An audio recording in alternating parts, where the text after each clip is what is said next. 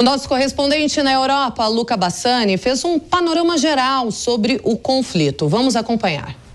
Boa noite a toda a nossa audiência. A gente sabe que essa guerra na Ucrânia já ultrapassa 110 dias e nós vemos que todo o caminho para a diplomacia está cada vez mais distante com a intensificação de todos os ataques na região do Donbás, essa região que fica ao leste da Ucrânia e que possui uma minoria étnica expressiva de russos, cerca de 40% perante aos 55, 58% de ucranianos. Uma das cidades com maior foco de resistência do exército ucraniano, a cidade de Severodonetsk, que antes da guerra tinha 110 mil habitantes, está praticamente isolada, já que a última ponte da cidade foi destruída pelas tropas russas e agora muitos civis que pretendiam sair dessa zona de conflito não conseguirão, e também isso impede com que itens de primeira necessidade, alimentos, medicamentos possam chegar. O que preocupa muito a comunidade internacional é que não há nenhum tipo de conversa para fazer a retirada desses civis ainda presos nessa cidade,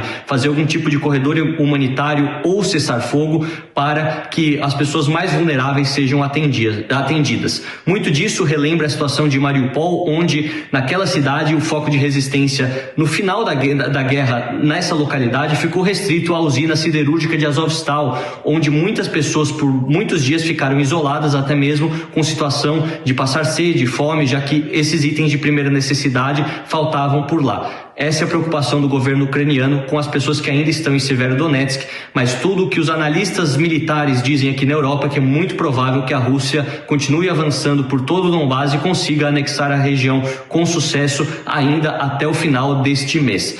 Voltando a falar sobre a Rússia em si, hoje vemos que um dos maiores opositores do governo Putin, Alexander Navalny, que inclusive foi envenenado 2 anos atrás e foi trazido aqui para a Alemanha, onde conseguiu sobreviver, quando retornou à Rússia foi logo preso, condenado a 11 anos de prisão e estava até o dia de hoje em uma prisão na capital russa. Porém, o seu advogado, seus assessores que queriam entrar em contato com ele hoje não o conseguiram encontrar e descobriram depois, através de fontes, que ele foi transferido para uma prisão de segurança máxima a 250 quilômetros ao leste de Moscou. A gente vê que então uma das únicas, ou talvez a maior voz de oposição ao governo Putin está impossibilitada de falar com a população local, e vemos que nesse sentido também ele foi um grande defensor da finalização dessa guerra, dizendo que a guerra russa na Ucrânia não faz sentido e que apenas serve para matar inocentes, tanto ucranianos quanto russos. Isso preocupa todo o processo democrático na Rússia, que nós sabemos que tem se defasado ano após ano durante essas quase 2 décadas de governo Putin. Também falando sobre como outras personalidades encaram essa situação de guerra, o Papa Francisco se pronunciou hoje novamente falando contra as brutalidades russas reveladas durante a guerra, pedindo orações e falando que tudo aquilo que foi revelado não corresponde aos verdadeiros valores cristãos. Ele diz que a guerra parece para ele ter sido de certa forma provocada, afinal sempre há várias empresas, principalmente no setor bélico, no setor armamentista, que gostam de ver conflitos acontecendo no mundo para poder lucrar. Ele pede orações a todos os civis, todos aqueles que acreditam na fé cristã, para poder fazer com que essa guerra acabe o mais cedo possível, e faz um apelo aos líderes mundiais para que assim possam também buscar um caminho diplomático o mais rápido possível nessa guerra que não parece ter um desfecho. Luca Bassani, de Munique, na Alemanha, para a Jovem Pan News. Fabi, vimos aí, Luca Bassani dizendo que essa guerra não parece ter um desfecho, essa coisa mais diplomática, uma negociação. Meu Deus, Fabi, você imaginava que fosse durar tanto? Você já previa toda essa duração da guerra e você consegue ver um final? Olha, Kalina, quanto à previsibilidade, desde que o Putin começou a iniciativa militar dele, a nossa análise aqui, sempre no jornal, foi no sentido de que a guerra, infelizmente, ela ia perseverar por um bom tempo. Esse cálculo foi mais ocidental do que do Oriente, do Putin, de dizer que era um conflito rápido, porque o objetivo do Putin, tudo indica, é consolidar aquela região do Donbás e chegar talvez até Odessa. Mas se tratando de diplomacia, talvez amanhã nós teremos uma notícia um tanto positiva, um tanto razoável, que o país da Geórgia, Ucrânia e Moldávia, lembrando que Moldávia é aquela faixa que é considerada até o país mais pobre do leste europeu, que tem a Transnistria dentro, que é ocupada pelo exército russo. Eles se declaram ali independentes, embora nem mesmo a Rússia os declarem como país independente, mas os três parece que vão sentar à mesa e vão negociar com a União Europeia como se fosse uma entrada secundária, mesmo que fosse menor a representatividade dos três países mencionados, então Ucrânia, Moldóvia e Geórgia. Se isso ocorrer, né, se efetivar, então a União Europeia vai poder interferir um pouco melhor nas relações diplomáticas e tem um poder um pouco também maior de barganha para talvez chegar num denominador comum entre o Putin e as autoridades ucranianas, o que seria necessário para a população. E também o que o Lucas trouxe é importantíssimo em relação ao Papa. O Papa sempre terá um papel fundamental nessas negociações diplomáticas. Parece, olhando, né, a gente está olhando aqui como ocidentais, parece-me que ele não está fazendo muito, mas não é isso. O Vaticano, ele tem por essência histórica esperar um momento adequado diplomático, e talvez ele seja um braço aí aliado importantíssimo para que seja alcançado esse objetivo que a gente não vê nenhum líder quase mais falar, que é uma palavrinha simples aí com 3 letrinhas que se chama paz.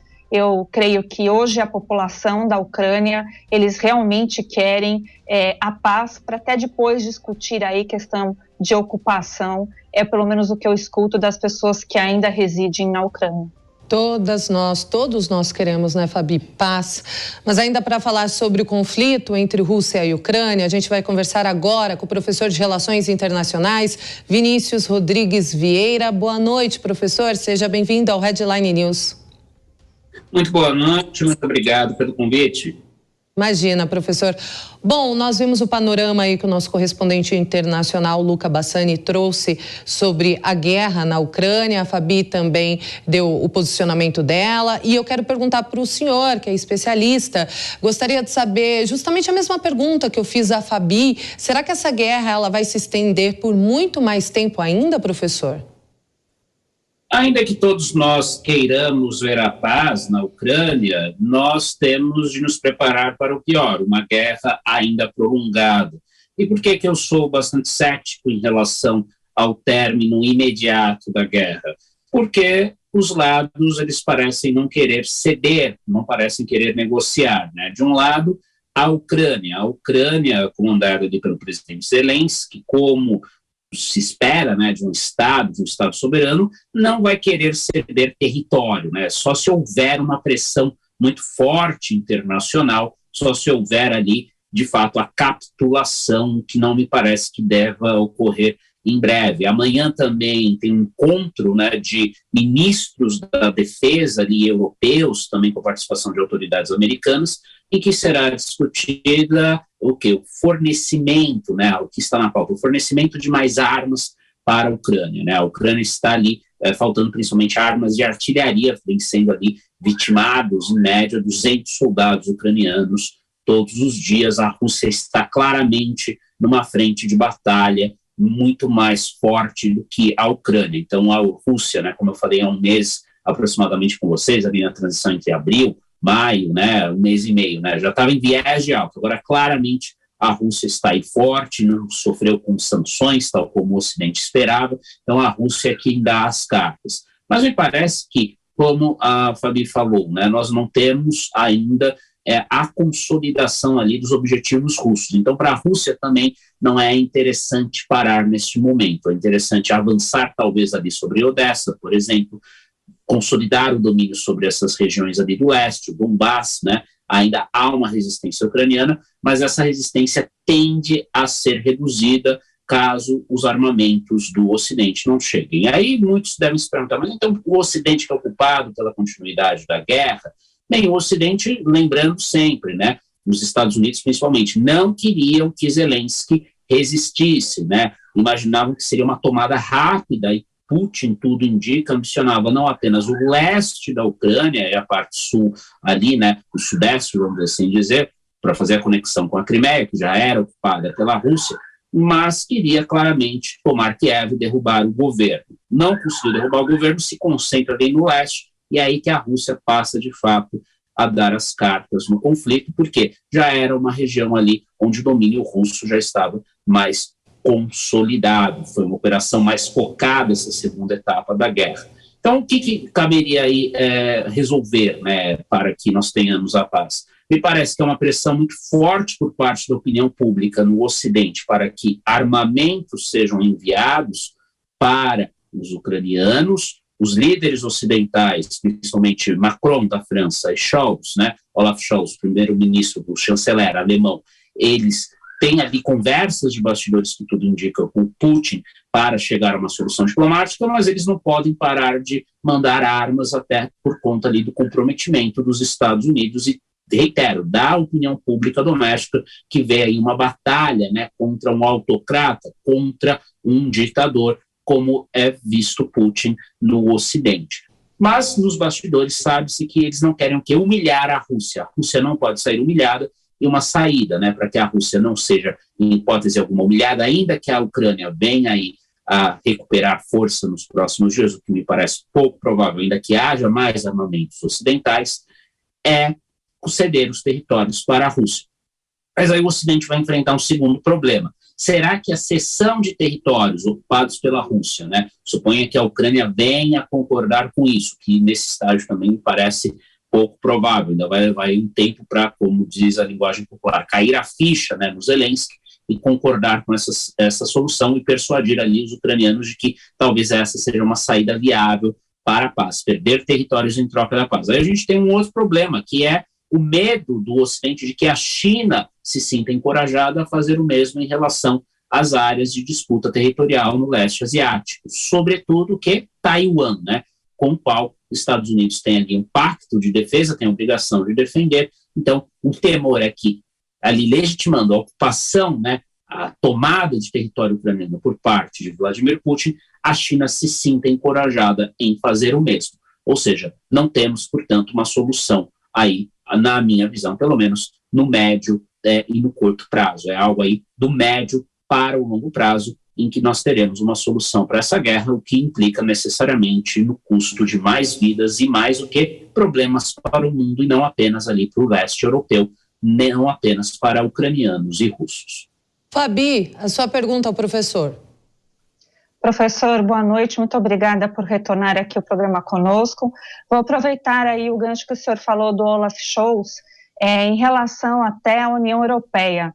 Nós sabemos que a Alemanha é a máquina, né, de manufatura, de produtos ali da União Europeia.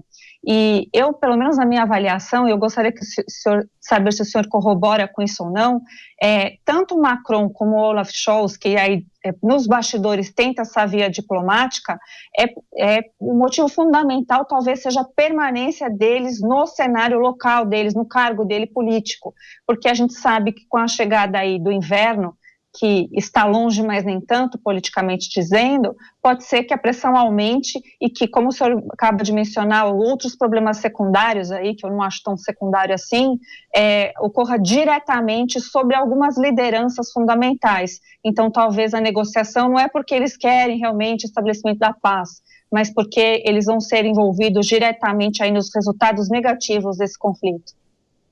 Sem dúvida, Fabi, concordo, acho que a sua análise faz sentido. De fato, os líderes, né, envolvidos em negociações, eles nunca fazem apenas pela benevolência, né? Aliás, numa guerra temos de tudo, né, menos benevolência. São interesses, né, interesses associados, né, aos grupos mais poderosos de cada país.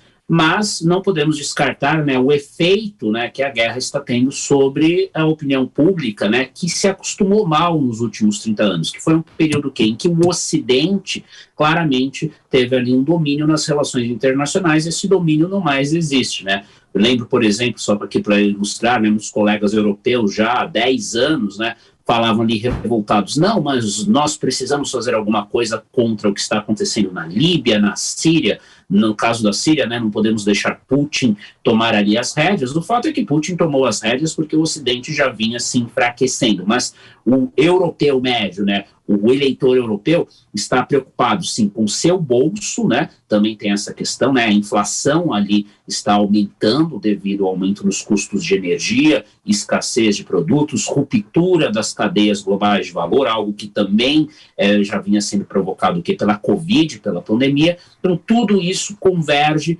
para que os líderes europeus, principalmente de França e Alemanha, procurem uma solução diplomática. Mas também eles querem, talvez ali, e acho que isso é da parte de vários líderes globais envolvidos em guerra, né, tentar deixar o que é um legado, né, de estadistas, né, como aqueles que foram protagonistas em resolver essa questão. E sem falar que, no caso específico de França e Alemanha, há o interesse de demonstrar o quê? Independência ou autonomia em relação aos Estados Unidos. Então, se os Estados Unidos possam ser ainda mais refratários ali a uma paz negociada com os russos, não tenho dúvida que os europeus, França e Alemanha, reitero, principalmente, têm mais interesse até pelas questões práticas, né? Controlar aí o aumento da inflação, controlar a pressão doméstica ali dos grupos que querem uma vitória ucraniana a qualquer custo, né, tentar ali sufocar essas pressões, eliminar gastos, né, militares, já que há uma ajuda militar à Ucrânia, mas, sobretudo, no médio e no longo prazo, né, consolidar aquilo que seria a parte militar do projeto europeu, ou seja, ganhar mais autonomia em relação à OTAN. Então, se Macron e Scholz forem capazes, né, de serem ali, como a gente diz em inglês, né, os brokers, né, os intermediários ali de um acordo, eventualmente, eles vão se cacifar e vão cacifar também a Europa para poder alçar voos maiores numa era em que claramente nós temos uma grande competição geopolítica. E lembrando, só para concluir o raciocínio, que nós não sabemos o que vai acontecer nos Estados Unidos pós-2024. Trump, né, caso volte ao poder e hoje lidera as pesquisas, me parece que teria uma abordagem diferente, né, em relação a esse conflito, em relação à segurança na Europa. O próprio Trump, quando presidente, para o bem ou para o mal, sem fazer aqui juízo de valor sobre a atitude dele, ele queria tirar, não os Estados Unidos da OTAN, alguns dizem que ele chegou a cogitar isso, mas claramente fazer com que os europeus arcassem com mais custos de segurança. Então, acho que os europeus também pensam até que ponto que eles vão poder contar com os americanos no futuro próximo. Daí a necessidade de resolver logo essa guerra antes que haja essa eventual mudança de poder nos Estados Unidos. Reitero, Trump hoje voltaria ao poder se as eleições fossem hoje. Talvez o Biden já sofra uma grande derrota e, pressionado pela inflação nas midterms, né, lá nos Estados Unidos, os republicanos podem ganhar ali o controle do Congresso, né, da Casa dos Representantes, o equivalente à Câmara dos Deputados nos Estados Unidos, já sinalizando aí dificuldades em 2024. E Trump, reitero, tem uma abordagem ali de ser menos cooperativo com os europeus na questão de segurança, olhar mais para os interesses americanos imediatos, em vez de gastar dinheiro protegendo os europeus. Então, Scholz e Macron, me parecem, também têm esse cálculo em vista quando tentam ali chegar a um acordo de bastidor com Vladimir Putin e, claro, com a anuência de Zelensky. Agora, professor, o senhor falava sobre a OTAN. A gente viu que em maio a Finlândia e a Suécia oficializaram o pedido, né, de adesão à OTAN. E eu gostaria de saber do senhor se isso aconteceu justamente por causa da invasão à Ucrânia, né? Porque foi uma coisa mais rápida. Aconteceu, parece que foi do nada, mas na verdade não. Houve essa agilidade por causa da invasão à Ucrânia? Claramente foi uma reação, né, à invasão da Ucrânia, né? Principalmente ali a Finlândia, né, que já foi ocupada pelos russos no passado, né? Tem toda ali que algo que parece lenda urbana, para usar uma linguagem simples, mas não é lenda urbana, né? Tem bunkers na Finlândia justamente porque o povo finlandês se preocupa, né, ali com o conflito, né, com a Rússia, no caso, durante a Guerra Fria, com a antiga União Soviética, na eventualidade de uma guerra nuclear. Então, a Finlândia, ela sempre aceitou esse status neutro, mas com olho na sua própria proteção.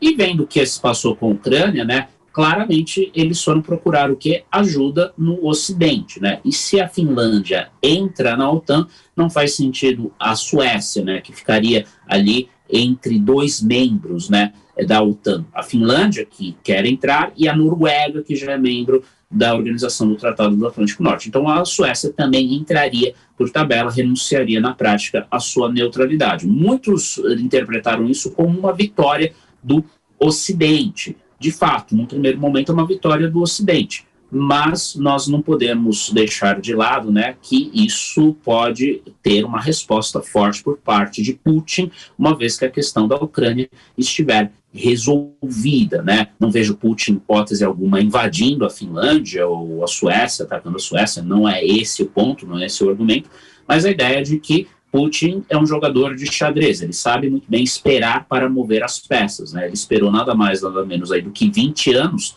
para derrubar aquilo que, abre aspas, são palavras dele, né? Derrubar ali o que seria o castelo de mentiras, o império de mentiras, para ser bem preciso, do Ocidente, ou seja, a vingança, né, pelo fato de que a União Soviética terminou, a Rússia, né, que é o maior estado que sobrou da União Soviética, entrou em decadência e finalmente chegou o momento da vingança. Então, não me surpreenderei se, havendo hoje essa entrada, isso sendo visto como um triunfo do Ocidente, a incorporação de Suécia em Finlândia à OTAN, gerar uma nova tensão, né? Uma nova dívida geopolítica que será cobrada pela Rússia no tempo devido, em algum momento no futuro. Professor, lá na primeira resposta, o senhor falou que, na verdade, as sanções ocidentais sobre a Rússia não estão tendo o impacto que era previsto. Por quê? Porque o Ocidente, ao meu ver, fez um cálculo errado, né? Isso já falei em outros veículos de imprensa, já conversei com vocês, volto a esse ponto, né? Qual foi ali a ideia do Ocidente? Vamos usar, né, a nossa centralidade financeira, a centralidade do dólar, do euro, né, a dependência que aparentemente a Rússia tinha ali dos europeus, né, para comprar o seu gás, como arma geopolítica, né? Mas o tiro parece ter saído pela culatra aí ao longo dos meses. Por que isso? Porque a Rússia soube se adaptar, a Rússia sofreu no primeiro momento, o rublo, né, a moeda local, se desvalorizou muito, mas o que a Rússia fez? Foi procurar novos parceiros. E é fácil achar novos parceiros comerciais para vender produtos de energia, haja vista que esses produtos, principalmente o petróleo, menos o gás, saem mais barato, por exemplo, para a Índia, né? E a Índia, né, ela se dá o luxo de poder, ao mesmo tempo, fazer parte de uma aliança militar contra a China, com a participação dos Estados Unidos, Austrália e Japão, o Quad, e, ao mesmo tempo, fazer negócios com a Rússia sem ser importunada, né? Houve até uma pressão por parte de Joe Biden para que a Índia não mais comprasse petróleo russo, mas de nada adiantou. A mesma coisa a China. A China, então, que nem está em aliança militar com o Ocidente, pelo contrário, é vista e, de fato, tem interesses cada vez mais divergentes, inimigos do Ocidente, ela tem um sistema paralelo de pagamentos ao SWIFT, né? A Rússia foi, na prática, retirada do SWIFT, né? As transações não estão ocorrendo com a Rússia via SWIFT, com raras exceções ali, apenas para pagar o gás, né, russo, basicamente. Mas a China tem o quê? O CIPS. O CIPS é um sistema de pagamentos, de transferência entre bancos que passa não pelos bancos ocidentais, mas pelos bancos chineses, e já movimenta 1/4 do SWIFT todos os dias, né? Pode parecer pouca coisa, mas é bastante, e esse número tende a crescer à medida em que os países vão querer evitar, né, depender das finanças, do sistema financeiro ocidental, porque muitos países, o próprio Brasil, nos bastidores, não tenho dúvidas, teme que no futuro, por exemplo, possa ser vítima de sanções. Não só o Brasil, mas a África do Sul, a Turquia, a Arábia Saudita, várias potências regionais, a Índia, por exemplo. Então, o Ocidente está apenas aí começando a sentir esse tiro saindo pela culatra, né? No longo prazo, acho que os países vão diversificar as suas reservas, não vão investir mais apenas em dólares, em euros, mas vão buscar diversificar as suas reservas, porque a Rússia hoje dá uma prova de que é possível sim bancar esse jogo contra o Ocidente, porque o rublo está valendo mais do que antes da guerra. Houve uma valorização do rublo. É uma tendência duradoura ou não? Nós não conseguimos prever, mas não deixa de ser surpreendente à luz daquilo que o Ocidente imaginava que ia acontecer 4, 3 meses depois da guerra. Muitos imaginavam, aliás, a economia russa em colapso, em frangalhos, Putin sem dinheiro para financiar sua máquina de guerra e, portanto, desistindo ou buscando uma negociação com o Ocidente e com a Ucrânia. Tudo deu errado. Putin está aí com rublos em caixa, vende o seu petróleo para chineses e indianos e consegue ali, portanto, driblar o efeito das sanções que foram aplicadas pelo Ocidente, sanções essas que, reitero, não apenas afugentaram a Rússia e levaram a Rússia a explorar caminhos alternativos, mas pode levar outros países a fazer o mesmo no futuro, com medo de que sejam sujeitos aí a sanções injustas, na visão, claro, desses países que agora estão com medo, né, de pôr o quê? Ali os seus ovos, né, as suas reservas, né, para usar uma metáfora, né, na cesta ocidental, ou seja, em dólares, em euros, em bancos ocidentais.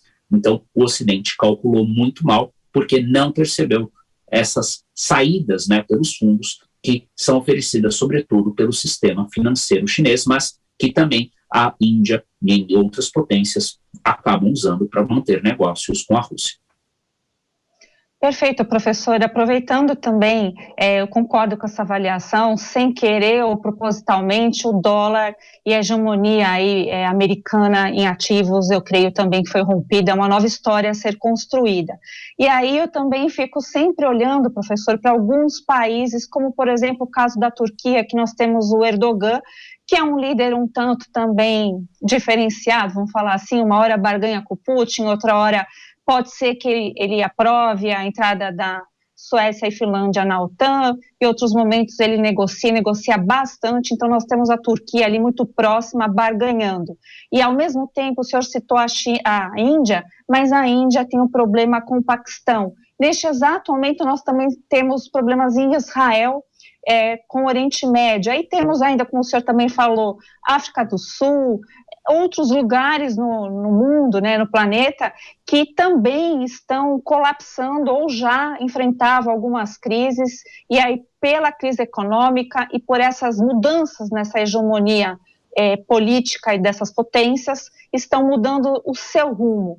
É possível que a gente veja algum outro país também eclodir nessas guerras já previstas, como, por exemplo, Índia, Paquistão, Israel ali com seus vizinhos e por conseguinte, outras potências? Me parece que, nesses casos que você citou, Fabi, não.